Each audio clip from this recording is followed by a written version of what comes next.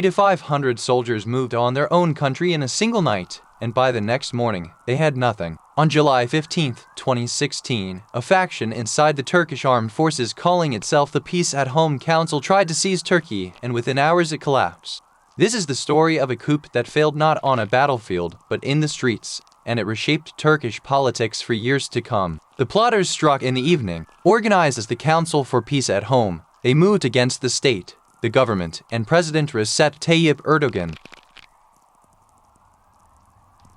Their first target was the message itself. Soldiers took over the headquarters of the state broadcaster TRT, and a news anchor, Taycan Karash, read their statement live on air, allegedly at gunpoint. That broadcast was the moment the world first heard the council's name. The name was no accident. It comes from a famous line of Atatürk, the founder of modern Turkey: peace at home, peace in the world.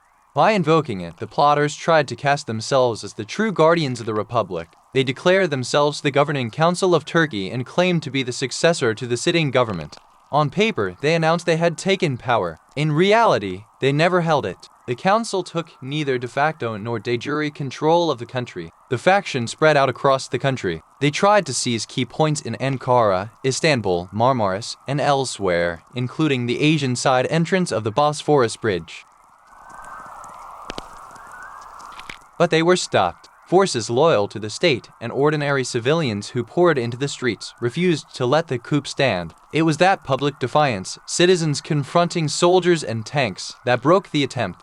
By July 16th, it was over. The council said it acted for reasons that sounded almost like a manifesto: an erosion of secularism, the elimination of democratic rule, disregard for human rights, and Turkey's loss of credibility on the international stage. Those were their stated justifications for turning on their own government. Erdoğan told a very different story. That same night, he said there was evidence the coup leaders were tied to the Gülen movement, a sprawling network led by Fethullah Gülen, a Turkish businessman and well-known Islamic scholar living in exile in Pennsylvania. By 2015, that movement ran more than 2,000 schools worldwide, along with hundreds of charities and hospitals across the globe. The break between the two men was already fresh. Just months earlier, in May 2016, Erdoğan had designated the Gülen movement a terrorist organization. His justification reached back to a police corruption investigation in 2013, one he described not as law enforcement, but as a judicial coup attempt carried out by officers loyal to Gülen.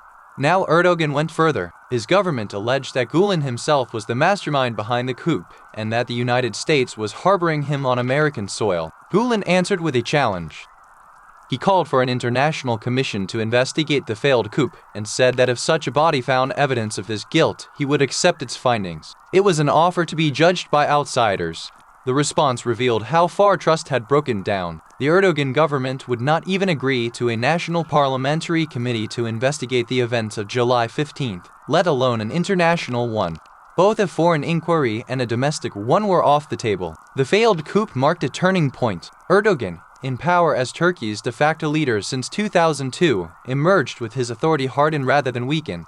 The night that soldiers tried to end his rule instead became the justification for tightening it, and Turkey entered a period marked by democratic backsliding and the suppression of dissent, a shadow that would define the years that followed the guns going silent on the Bosphorus. That's it for this one. Watch this next. Why news of the world died, the $1 million scandal.